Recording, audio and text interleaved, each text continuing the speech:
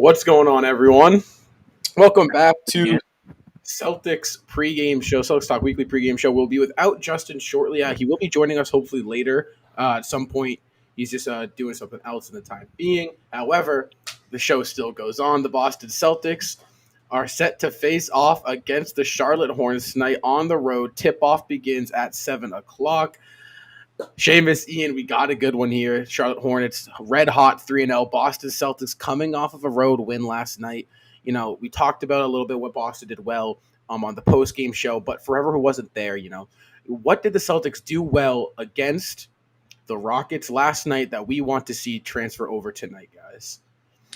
I think the number one thing that happened last night where you look at it and go, that is the area in which the Celtics can win if they capitalize every single night. And that was points off of turnovers. Friday night, they were absolutely blown out in points off of turnovers. It was, 27-9. Yesterday, a much more balanced attack in that category. They actually trounced the Rockets in that category. So if the Celtics can continue to force turnovers against this Hornets team and create off those opportunities, that's going to be a huge, huge factor in if they can pull out this win tonight in Charlotte. Yeah, I think my thing actually had to do with turnovers too. We actually limited the amount of turnovers we actually had as a team. What did we have, 25 against the Raptors? And we only had 11 against the Rockets. That's still a little high for turnovers, but compared to what we had before, it's a step in the right direction. I mean, yeah, sure. we had 15? Who's the over-under for turnovers? Was 15. Yeah, it was 15. Yeah, that's nuts.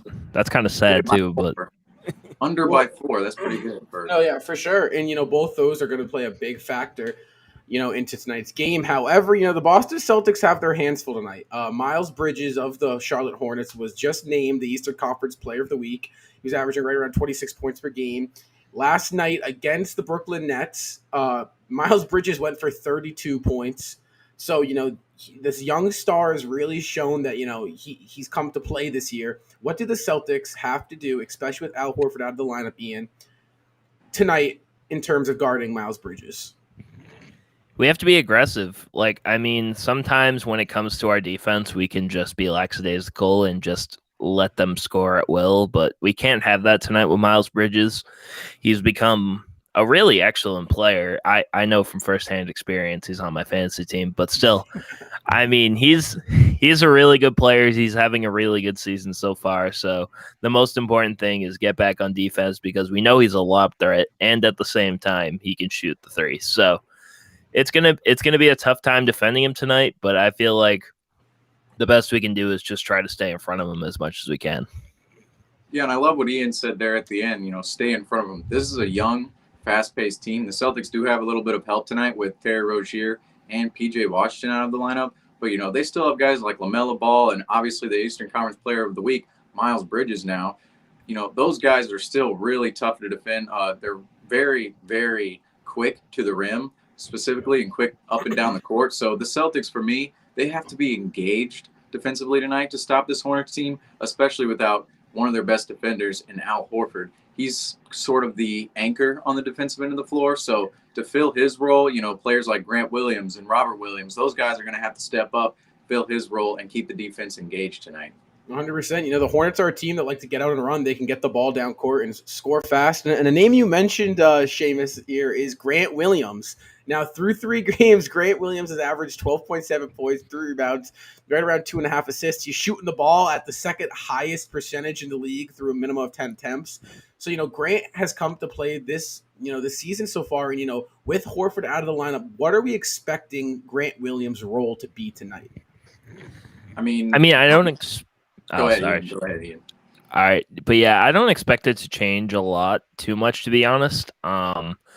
It'll probably be like what it was in the Knicks game. It's probably guard the best forward that they have and hopefully not get burned on defense, while at the same time just hit the wide open shots they give you in the corner at this point. That's pretty much what we've been expecting with Grant Williams, and he's excelled at it this season so far. I know it's only a 3-game sample size, but still, it's still impressive to see. I'm going to go with the wild card here. Grant Williams has been great so far, but the matchup against the Hornets, I'm not so sure how well he slots into that matchup. That's partially why we didn't see him start tonight and saw Dennis Schroeder inserted into the starting lineup instead for Horford, and they went a little bit more small. I wouldn't be surprised if, say, this might not happen at all, but say a guy like Bruno Fernando or Juancho Hernan Gomez comes off the bench and plays more of a, offensive oriented role because the Celtics, their defense, they need to be engaged tonight. But if this does turn into a shootout, they're going to want to have guys on the floor who can get buckets outside of Tatum and Brown. And, if Grant Williams, he's been good at taking the shots that's been given to him thus far. But in a game with a lot of pace, with a lot of shots, I worry about Grant Williams maybe trying to do too much again. And that's where we could see opportunities open up for other guys. Yeah, for sure. I feel like Grant's kind of been at his best when he's been able to play that almost PJ Tucker role. And he's done it pretty well so far. I think defensively he's been a little slow, but as the season goes on, you'd hope that he kind of gets his legs back under him, and that's something you can live with at this point of the season. However, like we said, Al Horford and Romeo Langford both out tonight for the Boston Celtics. Horford with a groin injury and Langford with that same calf injury that held him out of last night's contest against the Rockets. However, Jaylen Brown will play tonight, will start in, of course, he starts every game now. But what are we looking for now? Because last time JB was in the lineup, we had that rough outing against the Toronto Raptors at home. JB's out. You kind of see the ball get moved around a little bit more. Now, Ian, do you think that maybe this team kind of was struggling trying to move the ball around with Brown and Tatum in the lineup? Is that something, we might see a struggle as tonight? I mean, it might be a little bit. I don't see it as that much of a factor. It's going to be different because, it's not like where it's just Tatum and you need to worry about just Tatum being the only guy that's going to get a bunch of shots. Now you have Tatum and Brown. But I hope, and we saw the Knicks game. They weren't terrible at passing the ball, but at the same time, Tatum just wasn't hitting his shots. So I felt like they did a good job of facilitating shots for both of them. So I feel like it won't be as much of a problem. I just hope Brown's knee holds up. Yeah, I think Brown's knee is obviously the main concern with him tonight. But, I wouldn't say that they're facilitating is a complete problem. Now, I would like to see them facilitate for each other later in the game. They do come out with a fire sometimes where they put an emphasis on, getting each other opportunities and getting other guys opportunities, but sometimes that fades away throughout the game, and that's sometimes why we see the bad third and fourth quarters, especially from last season. That's why we saw some of that, because those guys, they kind of go away from the game plan over time. So I wouldn't say they're facilitating as much of a problem, but the fact that they need to do it more consistently comes as the main concern for me. For sure. And we welcome in Justin. Justin, welcome. What's up, fellas? We got a big one tonight. We're just talking now. I'll ask you what we just were talking with Seamus and Ian. Now, obviously, Al Horford and Romeo Langford both out as you're fixing the hair right tonight. However, Jaylen Brown's back in the lineup. Now, we saw the Celtics pass to 2 out of 3 games that Brown played and kind of struggle offensively in terms of turnovers. Brown goes out of the lineup, and they kind of catch a better handle on that turnover situation. Do you think with putting Brown back into the lineup, you might see that kind of struggle come back as they got to feed the ball to both Tatum and Brown? It's a real possibility. I think, though, you got to understand, the ball's going to have to move a lot more. We saw a lot of team ball action last night, although, we didn't have Jaylen Brown in the lineup. 2 all-stars, in the same lineup might, as Jason Tatum and Jaylen Brown, they like to dominate.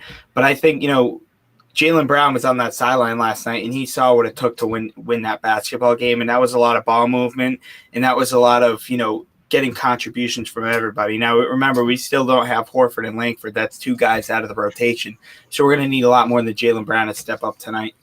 For sure, and that's a good point. Now that Jaylen Brown is reinserted back to the lineup, we got Dennis Schroeder stepping in for Horford's absent. But that puts an emphasis here. Now, the Charlotte Hornets have a guy in Lamelo Ball who is a real superstar in the making. Lamelo's averaging 22, 6 and 6 on the year, also right around 2.5 steals. So this man could be a problem. He's an oversized guard now, Seamus. What do the Celtics need to do, specifically really as a team, to stop LaMelo in what he can do offensively? Well, I said this on post game last night is they just need to disrupt passing lanes and just get in front of them, period, because this guy's a multifaceted player on the offensive end of the floor and can burn players and opponents in many different ways. And for them tonight, we said this earlier as well, they need to create turnovers. They need to get in front of his body and just deflect any type of pass that comes from Lamelo. And that's just going to be tough because Lamelo, he's one of the best passers in the NBA. He finds the seams, he finds guys cutting, he finds guys on the perimeter. And for the Celtics tonight, it's really taking the ball out of Lamelo's hands and forcing the Hornets role players to do the things that, win ball games. And for the Celtics tonight, that's going to be a real challenge because of how good of a player Lamelo Ball is, but it's not it's not something that is impossible. Who's the matchup of choice are we thinking of for tonight against Lamelo? Is it going to be Smart or would you see Brown guarding him? I would say Smart or Brown. I mean, we know the Celtics like to switch a lot, and they're going to be trying to get those switches, with Robert Williams at the top of the key, and we have to prevent those as much as possible. Jaylen, up to this point, has been a little bit better at fighting over screens than Marcus at this point in the season, but either one of those guys I would feel comfortable on with LaMelo Ball, but I do think it will be Smart early on. Smart. Yeah, I think it's a big matchup here for the Celtics. Like we said, Charlotte Hornets are 3-0. They're red hot. They're coming up. Wow, that was loud. They're coming up, coming off a win against the Brooklyn Nets. If the Celtics don't get started on the right foot, the Hornets could shut the door on us quick. We saw it last year with this team. Now, Ian, what's important for the Celtics coming out of the gate? What do they need to do to make sure that doesn't happen? They need to get hot early. They need to find their shot early and often because, the biggest thing that this Hornets team has been able to do, and it's score the basketball. That's the biggest thing they've been able to do. And if it seriously is going to be a shootout, the Celtics need to come out of the gate hot. They can't afford having a guy that's going to shoot, 7 of 30 or 3 for 15 or whatever. We need to come out hot. We basically just need to hit our shots, and we need to defend. Defend the Hornets, who are also going to be, attempting a lot of shots. It's going to be a fast-paced game. We get to see a familiar face in town, Gordon Hayward. He's a guy that can kind of get you on any night. He'll give you 30 and he'll be quiet. So Justin, is the responsibility on Jason Tatum, you think, tonight to make sure Hayward, doesn't kill us?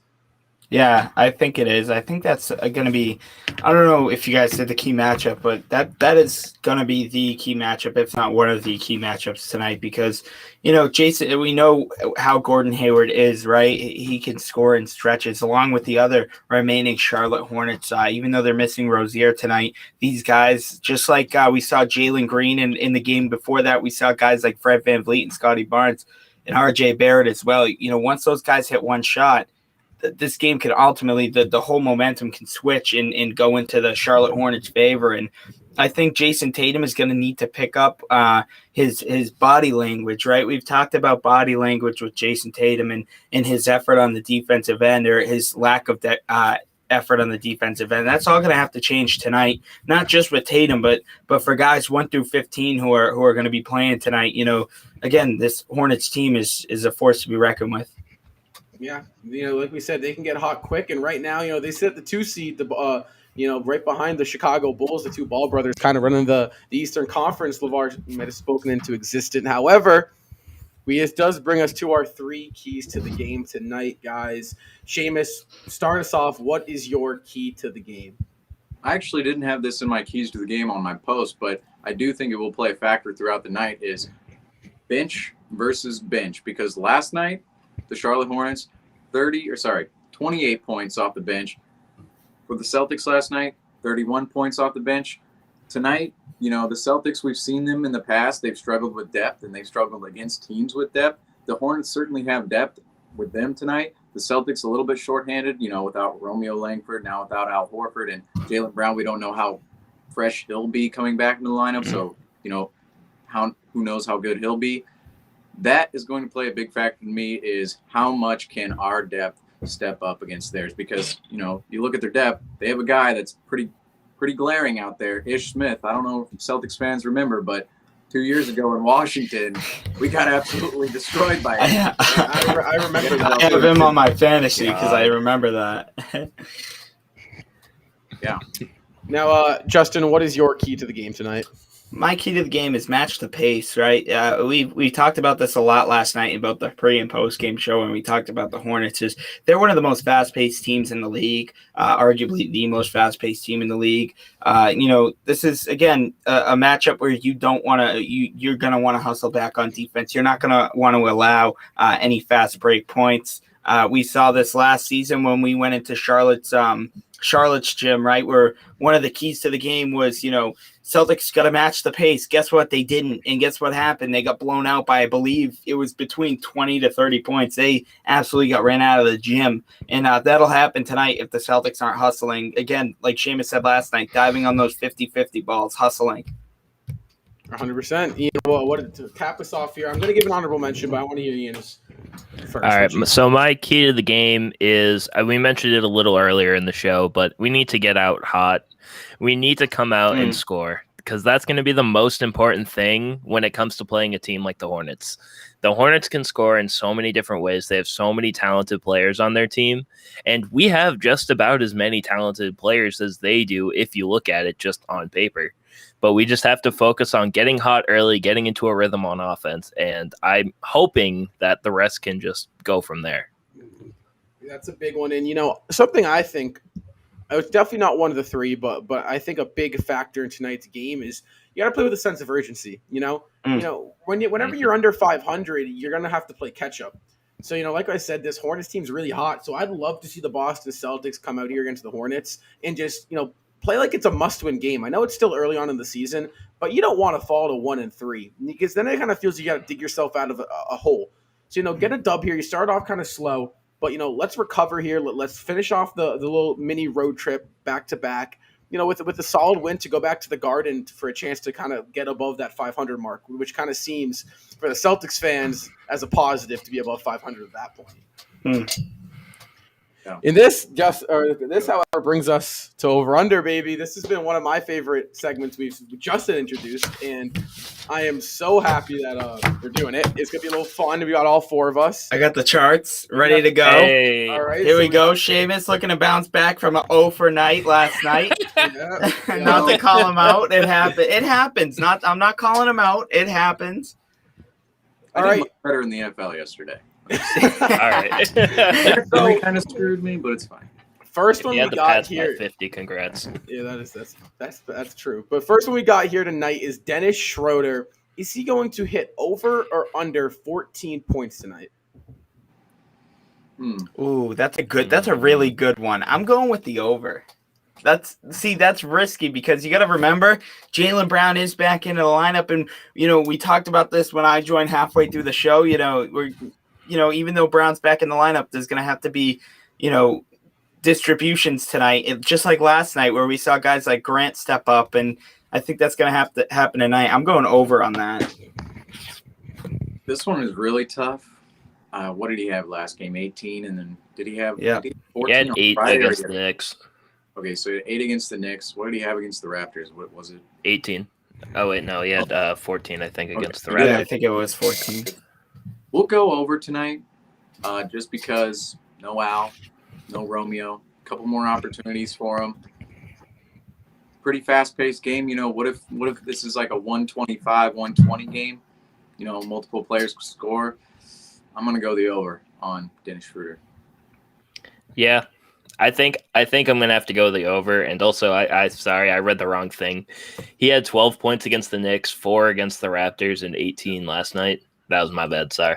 He must have had in the preseason then, because I swear. I think I was just looking at the wrong game. But yeah, so I think I'm going to go the over. I think he gets 16, like right over 14. I think it's going to be right over. So I'm going to choose 16 at the buzzer. Yep, that's the one. I'm telling you, watch it happen. I'm go under here. I think he goes just under. I think he gets us 13. Like Justin said, Brown's back in the lineup.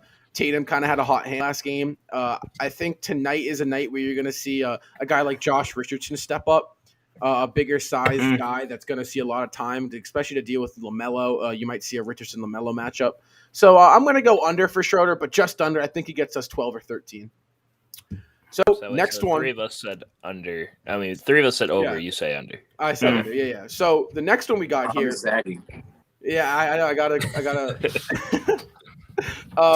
Something we mentioned was a big key to the game was, the Celtics got to get off hot, right? They got to start off, with a good pace. So now, will the Celtics, this is one of those you either get it or you don't. Will the Celtics lead at half? So over would be they do lead, under would be they don't have the lead. Oh, that's so hard because, like Ian said, the Celtics, his key to the game is the Celtics getting off to an early hot start. Got to remember, though, Celtics' legs aren't too fresh, but neither are the Hornets. Both of them coming off of a second night of a back-to-back on the road. So if I say under, I think the Celtics are losing the first half. You think they won't have the lead at halftime? I'm going to go over. I think the Celtics have a lead, like a 1-point lead. Josh Richardson, 3/4 court heave, swish. I'm gonna join you with that one, Justin. I also think they go over. I think they have the lead at half. I think they go under. I have such a bad feeling about tonight. I don't know why, but you say under. I feel or like over? Well, under. I don't think they're gonna lead at halftime. I feel like they'll be down. I feel like it'll be a close game, but I feel like they'll be down by 4 or 5 at the half. That's what I'm going. This is a scary one because this could be like a Sheamus guarantee moment, and I really hope it's not. This is. I have no read on this game. Well, we just came off our first win, but we do have to take into account who it was against, which was the Houston Rockets, who most people I think would have them about 14th in the West this year, most likely 13th. That's, it was only a 10-point win. We struggled in the first quarter. We barely had the lead at half. And then our other 2 games, look at the Knicks game, I believe we had the lead at half in that game, or it was fairly close. In the Raptors game, it was close again. I'm going to have to go, this is going to be tough. I'm going to go, no, we do not have the lead at half. I have a bad feeling on this second night of a back-to-back against the Charlotte Hornets, who they always have extra motivation against the Celtics. So I'm going to go, no, we don't lead at half, but I hope we do. Yeah. True. That brings us to the last one. Now, like we said, Celtics kind of struggled moving the ball around. Smart, obviously, integrated into that point guard spot now. A little change of pace from Marcus. But will Marcus Smart go over or under 6 assists tonight? Do we know his numbers from the previous 3 games or no? If not, that's fine. Yeah. I got you. So he had 5 assists against Houston, 5 assists against Toronto, and 6 assists against the Knicks. And what was the over-under, Rob? 6. Oh, my God.